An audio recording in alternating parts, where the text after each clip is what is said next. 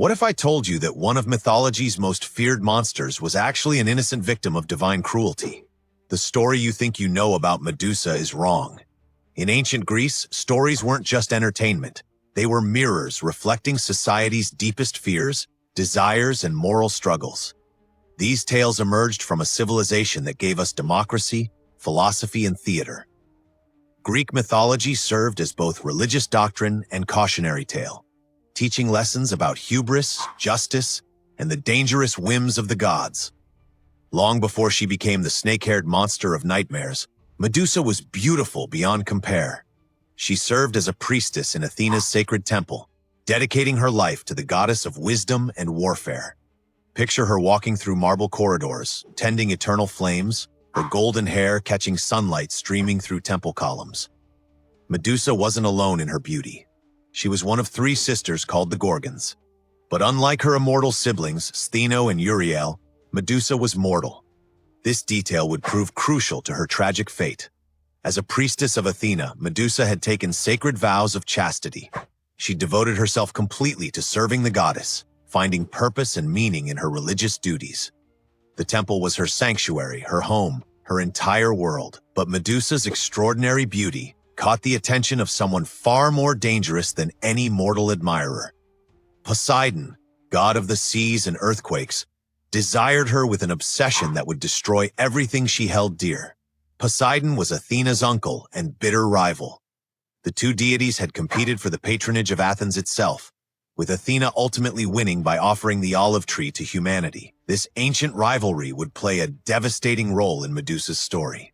One fateful day, as Medusa performed her sacred duties alone in Athena's temple, Poseidon appeared. The god of the seas had no interest in her vows, her dedication, or her consent. In the most sacred space dedicated to Athena, Poseidon assaulted Medusa, violating both the priestess and the sanctity of the temple itself. When Athena discovered what had happened in her sacred space, her reaction reveals the cruel logic of divine justice. Rather than punishing her uncle Poseidon, the goddess turned her wrath upon Medusa. The victim became the target of divine revenge. Athena's punishment was as creative as it was cruel. She transformed Medusa's beautiful hair into writhing snakes and cursed her with a gaze that would turn any living being to stone. The priestess who had once brought comfort and guidance to worshippers became a monster whose very presence meant death. But why punish the victim? In ancient Greek society, women were often held responsible for male desire and misconduct. Even divine assault was somehow the woman's fault. Athena, despite being a goddess of wisdom, embodied this twisted logic. Perhaps she couldn't challenge her powerful uncle directly, so she displaced her anger onto someone powerless. Medusa's transformation was complete and irreversible. Her sisters, loyal to the end, chose to share her curse and exile. The three Gorgons retreated to a remote island far from human civilization. Medusa, once surrounded by worshippers and fellow priests, now lived in complete isolation. Imagine her daily existence. Every reflection in water showed her the monster she'd become. Every living creature that glimpsed her face turned to stone, creating a garden of statues around her home. She was trapped in a body that made connection impossible, love unthinkable, and normal life a distant memory. The curse affected more than just her appearance. Medusa's very essence was poisoned. Her blood became both deadly and magical. Even her death would serve others' purposes, as her blood could both kill and heal depending on which side of her body it came from. For years, Medusa lived this cursed existence.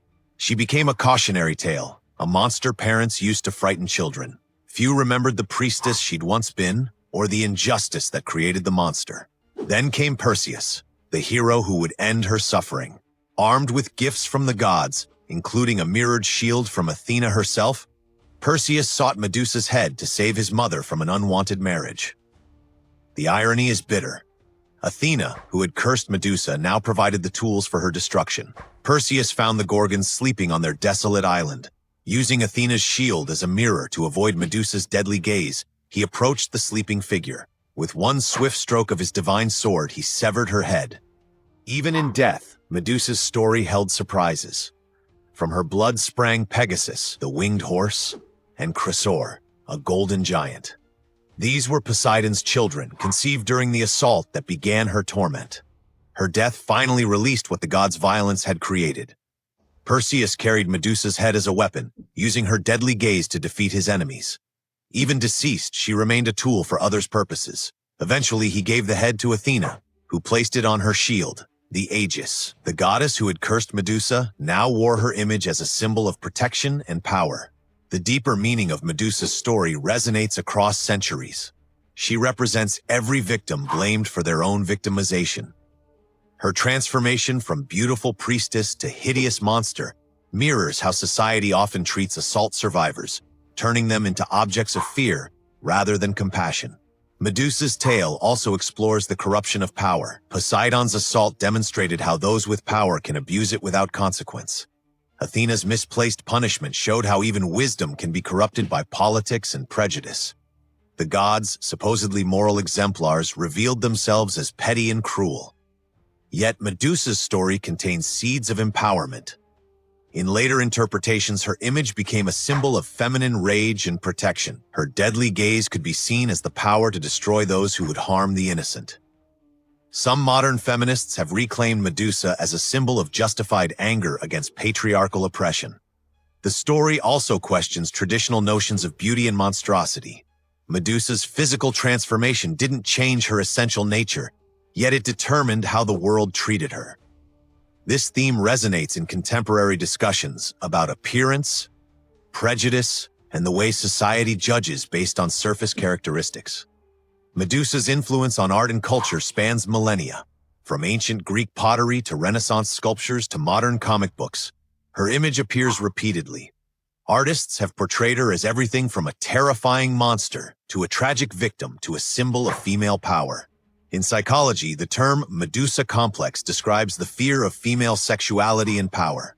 Freudian analysts saw her as representing castration anxiety, while more recent interpretations focus on her as a symbol of repressed feminine rage. Literature has repeatedly returned to Medusa's story. Writers like Ovid, who first recorded the version where she was transformed as punishment, helped establish the narrative that still influences us today. Modern authors continue to retell and reinterpret her tale, often emphasizing the injustice of her treatment. The story of Medusa challenges us to look beyond surface appearances and question narratives that blame victims for their circumstances.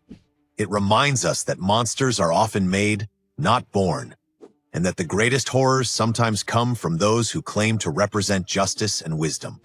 In our modern world, Medusa's story speaks to anyone who has been silenced, blamed, or transformed by trauma.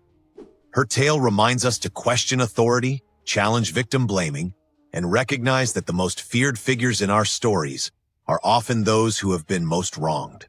Medusa's legacy lives on because her story touches something universal in human experience. The betrayed priestess who became a monster represents the transformative power of injustice and the way society creates the very monsters it fears. Her tale will continue to resonate as long as victims are blamed for their victimization and power is allowed to corrupt without consequence. If you enjoyed this story, don't forget to like, comment, and subscribe to Mythic Narratives Hub, new captivating stories of myth, legend, and dangerous women every week.